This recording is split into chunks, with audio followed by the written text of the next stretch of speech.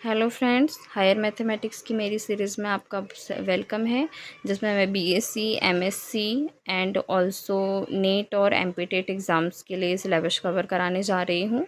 जिसमें मैंने आज पहला टॉपिक अपना रिलेशन एंड फंक्शन लिया है। मेरे वीडियो की स्पेशलिटी ये है कि मैंने इसमें हर हेडिंग के साथ में उसका हिंदी नाम लिखा हुआ है, जो मेरे हिंदी मीडियम वाले फ्रेंड्स के लिए भी काफ़ी यूज़फुल होने वाला है। तो please appreciate this. Let's begin with relation.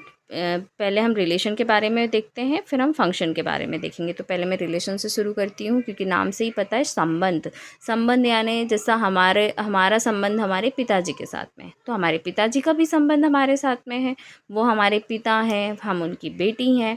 हमारा संबंध अपने भाई के साथ में है, तो उनका भी संबंध हमारे साथ में है। वो मेरा भाई है तो मैं उसकी बहन हूँ। इसी तरीके से यहाँ पर ए का संबंध बी से है, तो बी का संबंध भी ए से है। बस इस संबंध को आर से दर्शाया जाता है एंड इसको डेफिनेशन में इस क्रॉस के द्वारा शो किया जाता है, जिसे कार्टीशन प्रोडक्ट इंग्लिश में और हिंदी में कार्तीय गुणनफल कहा जाता है। इसमें पहला वाला अवयव जो है वो ए सेट से आता है और दूसरा अवयव बी सेट से आता है। तो यहाँ पे हम देखेंगे कि वन जो है ए में बिलोंग करता है और टू बी में करता है। इसी तरीके से 2, फिर 4, फिर 3 एंड फिर 6। जैसे हम किसी क्लासरूम की बात करें तो हमारे क्लासरूम में कुछ बच्चे हैं और उनका कुछ फेवरेट सब्जेक्ट है। मेरे क्लासरूम में बहुत कम बच्चे हैं और हर एक बच्चे का अलग अलग सब्जेक्ट फेवरेट है। जैसे राम का मैथ्स है, श्याम का इंग्लिश एंड सीता का हिंदी। तो उसे मैंने यहाँ पर इस तरीके से लिखा हुआ है। ऑल्सो एक और मैं एग्जांपल आपको दूँ तो राम का रोल नंबर है 1001, श्याम का है 002 एंड सीता का है 003। तो यहाँ पर मैं क्या देख रही हूँ कि अगर मैं क्लास में आके बोलूँ कि 001 आपको प्रिंसिपल ने बुलाया है, तो राम ऑटोमेटिकली खड़ा होके चला जाएगा, क्योंकि उसे पता है कि 001 जो है सिर्फ उसका रोल नंबर है और किसी का नहीं है। यही विशेषता है हमारे रिलेशन की, कि हर एलिमेंट का अपना एक संबंध होता है। ठीक है, अब ये संबंध कितने प्रकार के होते हैं हम आगे देखेंगे। पहले है एम्प्टी रिलेशन यानी रिक्त संबंध, जिसमें कोई भी एलिमेंट नहीं होता है, उसे हम फाई से डिनोट करते हैं। यूनिवर्सल रिलेशन, जिसे हिंदी में सार्वत्रिक संबंध कहते हैं। नाम से ही समझ में आ रहा है कि ये इसके जो सारे एलिमेंट्स हैं वो एक दूसरे के साथ क्या करेंगे, कनेक्ट करेंगे, यानी एक ही सेट के सारे एलिमेंट उसी सेट के अनदर एलिमेंट्स के साथ में कनेक्ट करेंगे किसी भी तरह से। फिर है रिफ्लेक्सिव रिलेशन, जिसे हिंदी में समतुल्य रिलेशन कहा जाता है, समतुल्य संबंध कहा जाता है। इसमें समतुल्य क्या होगा, राम ही राम के जैसा होगा ना, कोई और तो राम के जैसा नहीं होगा। तो मतलब एक जो एलिमेंट है वो कनेक्ट करता है इटसेल्फ, है ना, अपने आप से। यहाँ पे देखिए ए और ए। ठीक है, तो हमें जो एग्जाम्पल्स होंगे उसमें इस तरीके के सेट्स देखने होंगे कि बन रहे हैं क्या।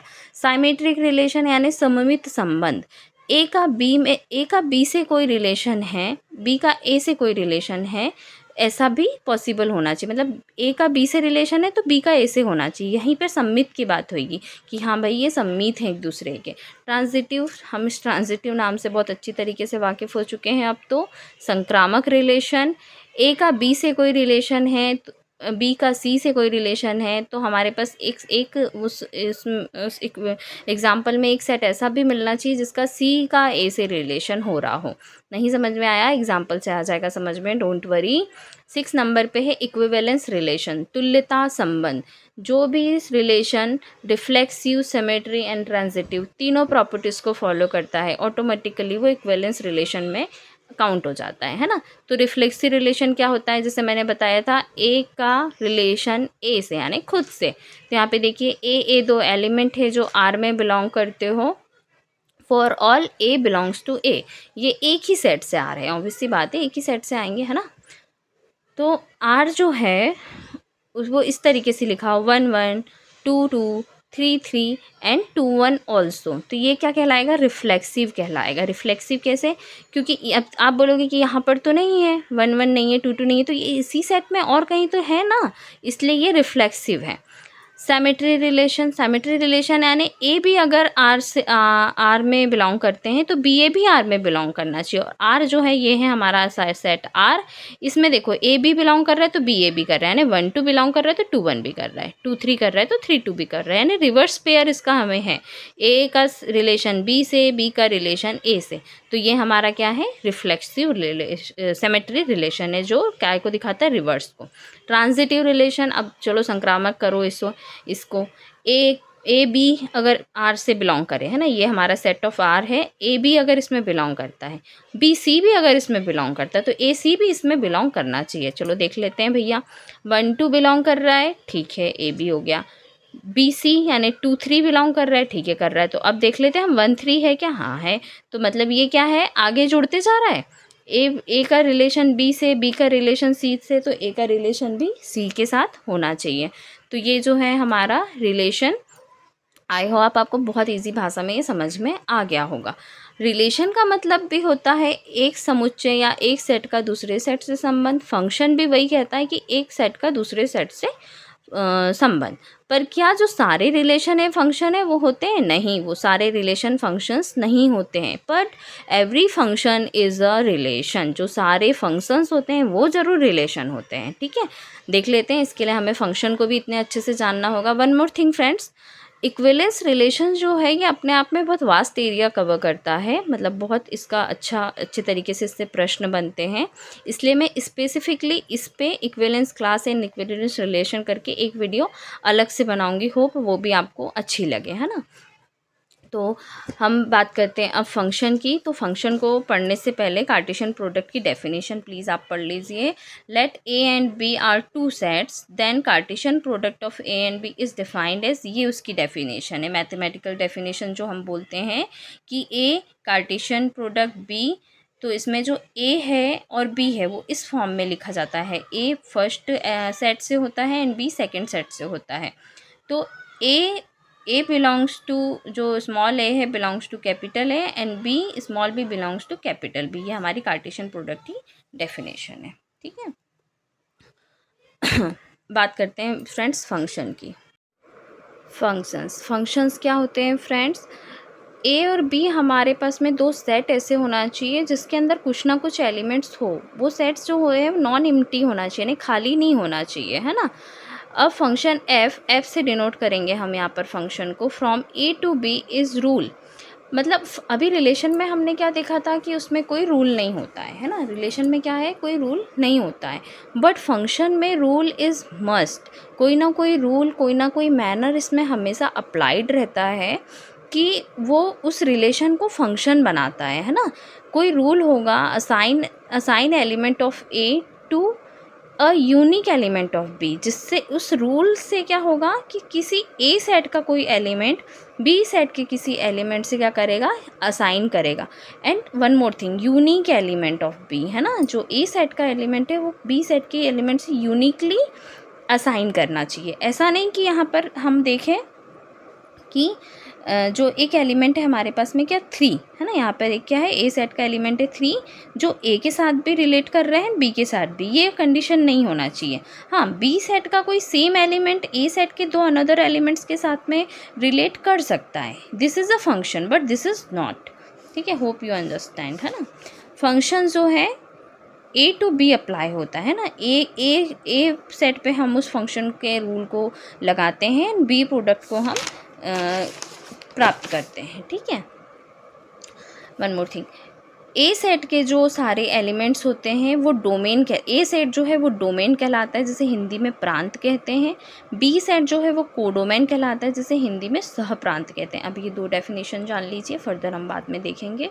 एग्जाम्पल है A and B such that, अब हमारे पास में देखो यहाँ पे मैनर यानी रूल दिया हुआ है कि हमें ए सेट के एलिमेंट पे कौन सा रूल अप्लाई करना है, तो इसमें हमें क्या करना है, उस एलिमेंट का स्क्वायर करना है। चलिए ठीक है, 1 का स्क्वायर किए तो हमें बी सेट से यानी कोडोमेन से 1 मिला, 2 का स्क्वायर किए तो हमें कोडोमेन से 4 मिला, 3 का स्क्वायर करेंगे तो कोडोमेन से हमें 9 मिलेंगे। 9 के सिवा कोई और मिलेगा कि नहीं मिलेगा, तो ये क्या है, एक फंक्शन है।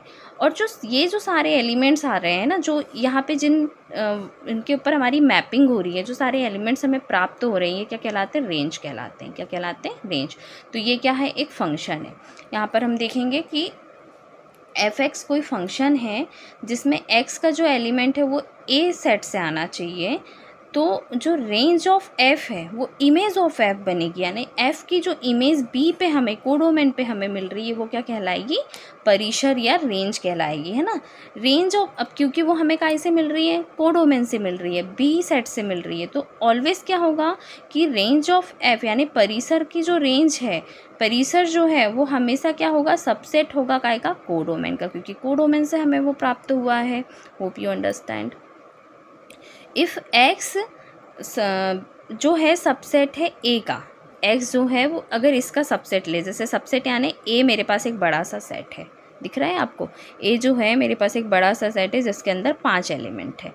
इसमें से मैंने 3 एलिमेंट को लेकर के एक एक्स सेट बना लिया, तो क्योंकि ये तो इस बड़े सेट से लेकर मैंने छोटा सेट बनाया है, वही बात ये कह रहा है कि एक्स जो है वो सबसेट है ए का, देन एफ एक्स जो है वो क्या होना चाहिए? x बिलोंग्स टू x होना चाहिए। ये वाला x, इसको मैं कैपिटल रख देती हूँ ना, तो ये जो x है वो बिलोंग्स टू x होना चाहिए, यानी एफ एक्स का जो छोटा है, एंड ऑल्सो बिलोंग्स टू क्या है? Function of a।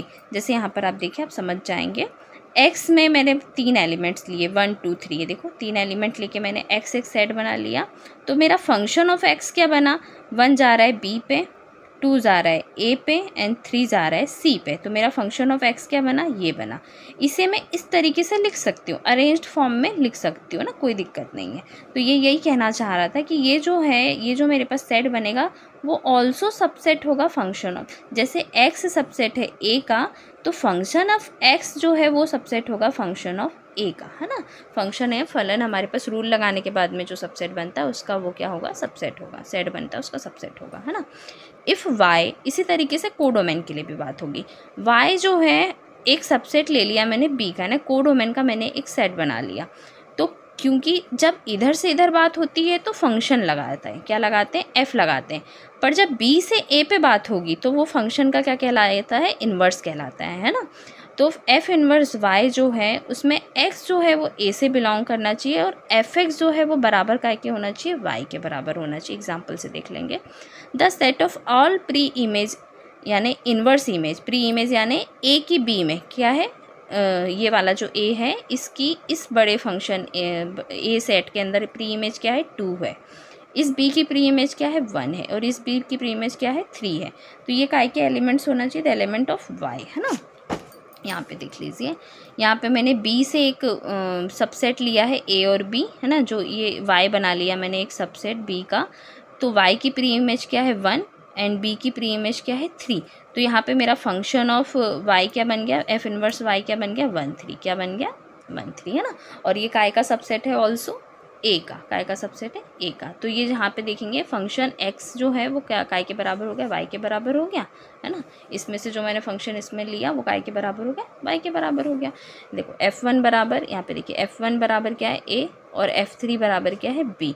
तो फंक्शन ऑफ एक्स जो है वो ए बी के बराबर, अगर ये ए बी ही, सॉरी, है ना, एक बार फिर से देख लीजिए। फंक्शन ऑफ ए क्या, फंक्शन ऑफ एफ, फंक्शन 1 जब मैंने लगाया तो मुझे क्या मिला? ए एलिमेंट मिला। फंक्शन 3 जब मैंने लगाया तो मुझे क्या मिला? बी एलिमेंट मिला।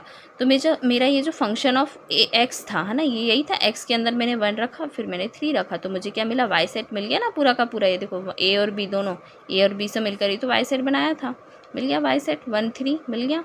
तो यही चीज़ है ना। अब फंक्शन जो है वो कितने टाइप्स ऑफ फंक्शन होते हैं? जैसे रिलेशन में हमने टाइप्स ऑफ रिलेशन पढ़े थे, हम फंक्शन में टाइप्स ऑफ फंक्शन पढ़ेंगे। तो टाइप्स ऑफ फंक्शन कितने होते हैं? तो पहला है इंजेक्टिव फंक्शन। पहला क्या है? Injective function. इससे एक एक फंक्शन भी बोलते हैं, एक एक यानी एक एक पे। इसे हिंदी में इंग्लिश में लिखेंगे 1 1 फंक्शन। क्या लिखेंगे? 1 1 फंक्शन। इसकी डेफिनेशन देख लेते हैं, मैथमेटिकल डेफिनेशन जानना बहुत ज़रूरी है। डिस्टिंक्ट यानी इकलौता, है ना। डिस्टिंक्ट यानी इकलौता। मैं पढ़ती हूँ आगे, फिर समझ जाएंगे आप। अब function F A to B जो फंक्शन है किस तरीके से डिफाइन है कि ए के एलिमेंट बी पे मैप होने चाहिए। इज़ 1 1 वो एक एक कहलाएंगे। इज़ डिस्टिंक्ट एलिमेंट इन ए के जो सारे अलग अलग एलिमेंट है, डिस्टिंक्ट यानी अलग अलग, हैव डिस्टिंक्ट इमेजेस, उनकी अलग अलग इमेज बी में मिलना चाहिए, यानी कोई भी इमेज कॉमन नहीं होना चाहिए। जैसे हमने एक फर्स्ट एग्जांपल में देखा था कि जो ए की जो ए जो था वो 1 पे भी मैप हो रहा था, 3 पे भी, तो ऐसा नहीं होना चाहिए, तो वो क्या कहलाएगा हमारा डिस्टिंक्ट। तो डिस्टिंक्ट इमेज वाला हमने अभी एग्जांपल जस्ट देखा था, ये वाला। यहाँ पे देखिए 1 का सिर्फ एक ही इमेज है 1, 2 का स्क्वायर करेंगे तो 4 ही मिलेगा, 3 का स्क्वायर करेंगे तो 9 मिलेगा, कुछ दूसरा एलिमेंट मिलेगा क्या हमें? नहीं मिलेगा। तो वही वाला यहाँ पर हमने एग्जाम्पल लिख रखा है कि इफ़ x1 एंड x2 जो दोनों क्या है नॉट इक्वल है, क्योंकि सेट की डेफिनेशन ही है कि सारे एलिमेंट डिस्टिंक्ट होने चाहिए, कोई भी कॉमन नहीं होने चाहिए। x1 and x2 also belongs in A, then fx1 and fx2, a function f a to b is 1 1 if whenever fx1 बराबर fx2, x1 बराबर x2। तो देख लीजिए यहाँ पे फंक्शन f-1 रखा है तो -1 का स्क्वायर किया तो 1 मिलेगा, 2 रखा है तो 2 का स्क्वायर किया तो 4, ऐसे 3 रखेंगे 3 का स्क्वायर किया तो 1, वैसे ही f1 का स्क्वायर करेंगे उसका स्क्वायर करेंगे तो 1 मिलेगा।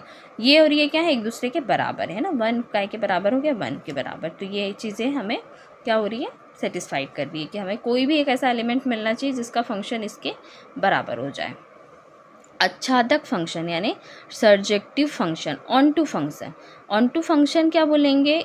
ऑन टू फंक्शन जो इनटू फंक्शन जो ऑन टू नहीं होते हैं, है ना। इनटू फंक्शन क्या हो गया? जो ऑन टू नहीं होता। A function F A to B जाना चाहिए is onto if for all B belongs to B. जो सारे बी जो हैं वो मतलब जिसके सारे जो बी एलिमेंट में कोड एलिमेंट में जितना भी एलिमेंट है उनकी सारे की मैपिंग हो जानी चाहिए, इसके पास कुछ भी खाली बचना नहीं चाहिए, तो वो क्या कहलाएगा? ऑन टू कहलाएगा। ठीक है, यहाँ पे क्या है? एफ ए बराबर क्या होगा? बी होगा। अब यहाँ पे देखिए ए बिलोंग करता है बी में, ए जो है वो बी सेट में बिलोंग करता है, एंड फॉर ऑल 1 2 किस किस के लिए? 1 और 2 के लिए। F1 बराबर F2 हो गया। यहाँ पे F1 का मान भी ये है और F2 का मान भी ये है। तो ये वाला जो बेसिकली हमारा एग्जांपल है F1 बराबर F2 बराबर है, ये काय के लिए हो जाता है? ऑन टू फंक्शन के लिए।